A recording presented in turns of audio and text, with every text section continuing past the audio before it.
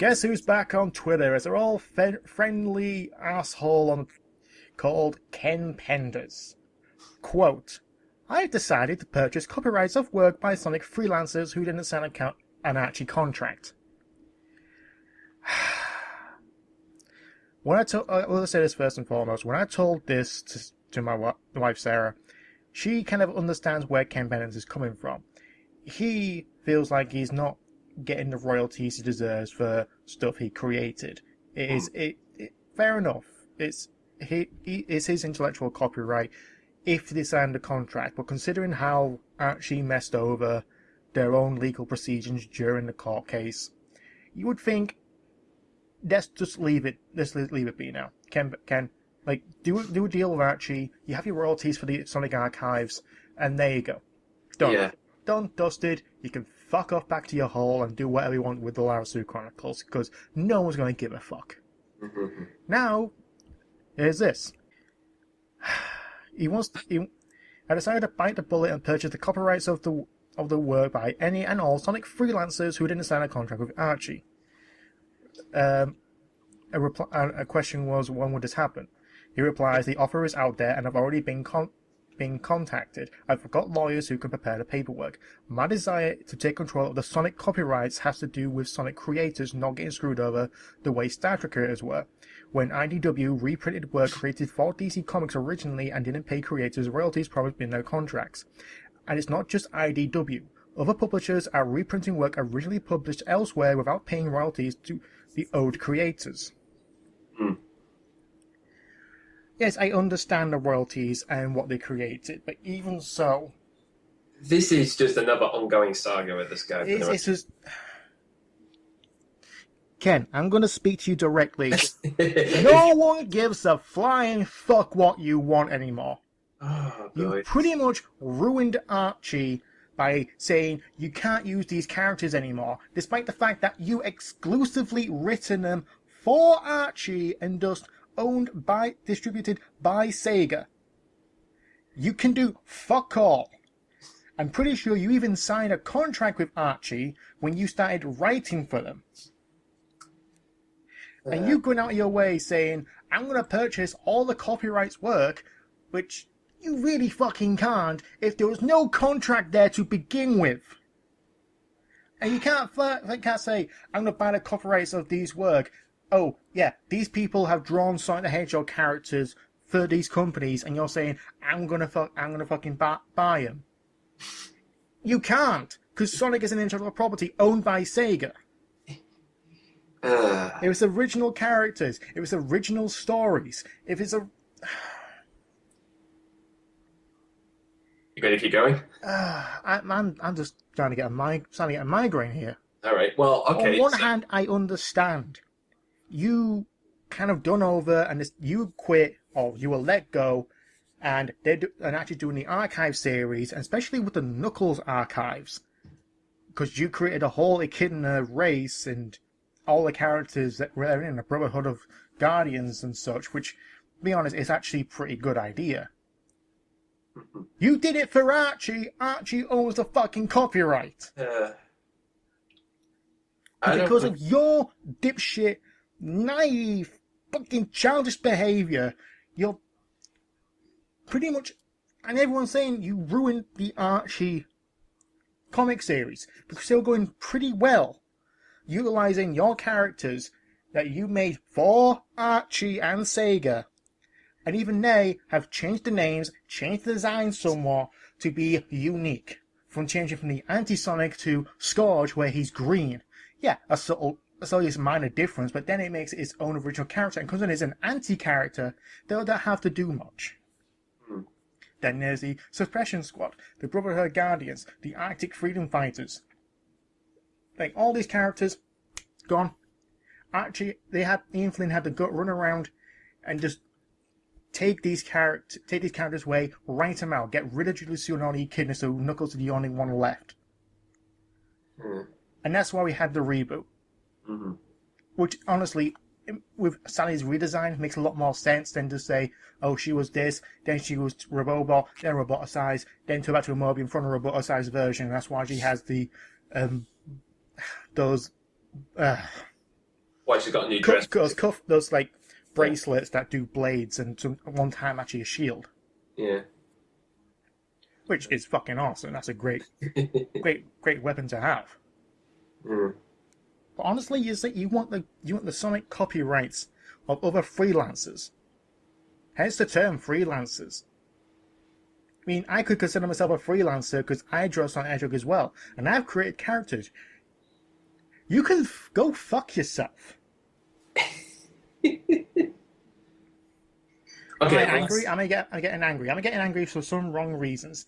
Yes, but considering the amount of bullshit we've put up, a lot of fans have to pull up with, especially Archie, who does want to give us a medium which is entertaining and want us to collect.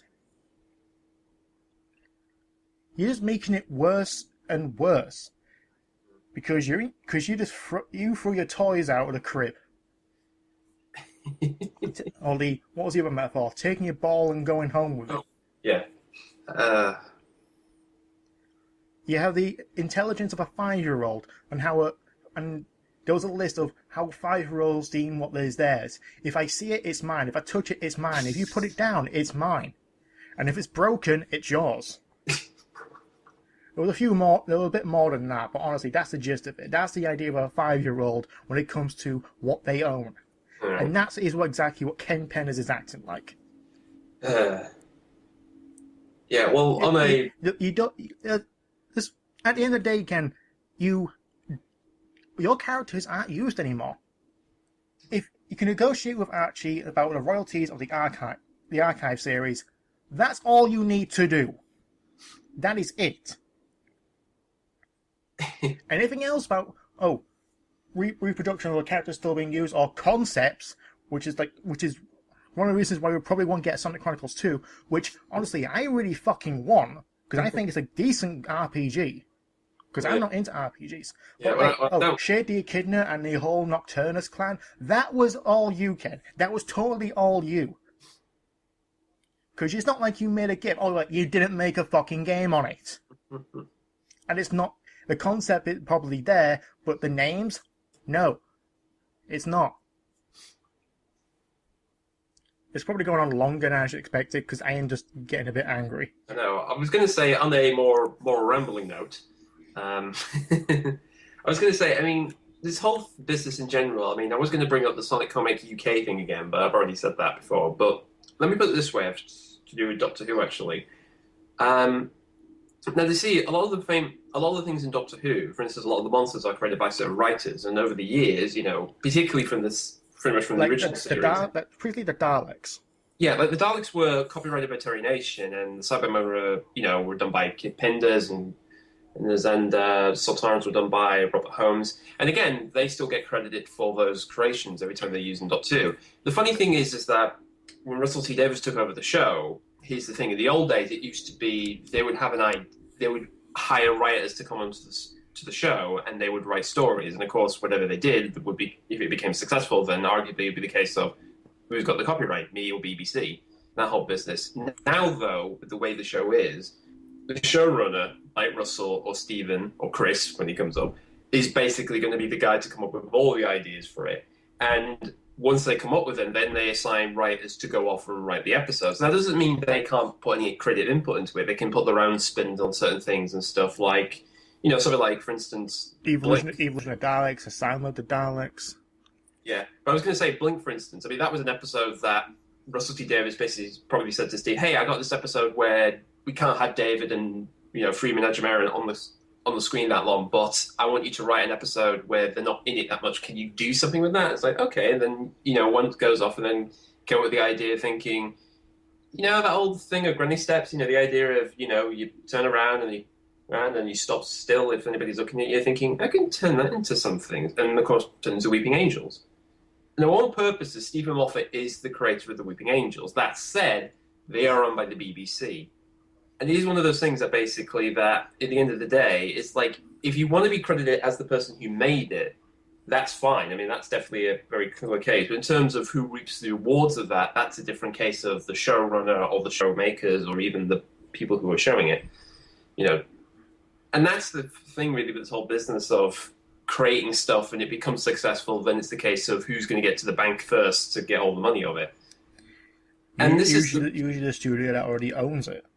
exactly, and this is the problem. This is what's been going on for years. Even James Bond had this problem, actually, that there was a producer who actually copyrighted Thunderball, which was a story Ian Fleming. Originally, it was a script they were going to do for a movie. Then Ian Fleming used it for a novel, which, of course, he wanted rights for it, so he got the rights for it. And he went on this weird, mad, crazy... this is almost like Kim Penders, almost this weird thing of that he owned the rights to this story, and he wanted to remake it, basically, every now and again, so he can keep having the rights to it. And he did. He actually redid it with Sean Connery, Never Say Never Again, and as an attempt to start off his own James Bond series. But as soon as that happened, nobody really cared. And he pretty much was like this all the way up until he died, until eventually the whole rights thing was just bullshit, and now the people who own James Bond pretty much own all of James Bond, even the spoofs and the one-off Never Say film. So again, it's at the end of the day, it's the case of really, you just want the money, really. And I think that's the worst thing about this whole problem, is that it just screams of, I worked on something popular, where's my paycheck, every 2.5 seconds. And it just feels desperate in that sense. I mean, I like to think that I came up with the idea for Sonic the Hedgehog 4, and I said this several times. I was sitting in the summer of Sonic 2009, and I clearly voiced to other fans, they should make a downloadable Sonic game where you just play as Sonic, probably with 6 zones, collect Chaos Emeralds, and you fight Metal Sonic in between every other zone. 1 year later, Sonic 4 was announced. Then a couple of years after that, we had Sonic for Episode 2. Yeah, but you weren't exactly going up to Sega Europe stores and going, give me my money. No, because I have no written contract on that. I don't have any trademark on Sonic 4. No, I mean, you were just saying that, like, boy, wouldn't it be great if they did that? There's a difference from, like, that'd be a fun idea, I like to think that the representative of Sega there actually is like, that's a good idea, we should do that. but again, I can't say shit. If I was Ken Penders, like, you can negotiate royalties for your archive series. I said this about 4 times now. Yeah. But other than that, just shut your fucking mouth and do your own work. Yeah. Because in more the case, if you are so close to becoming the Phil Fish of Sonic fandom. Oh, and you don't want to be another Phil Fish. No, because where's he now? I mean, seriously, who the fuck knows?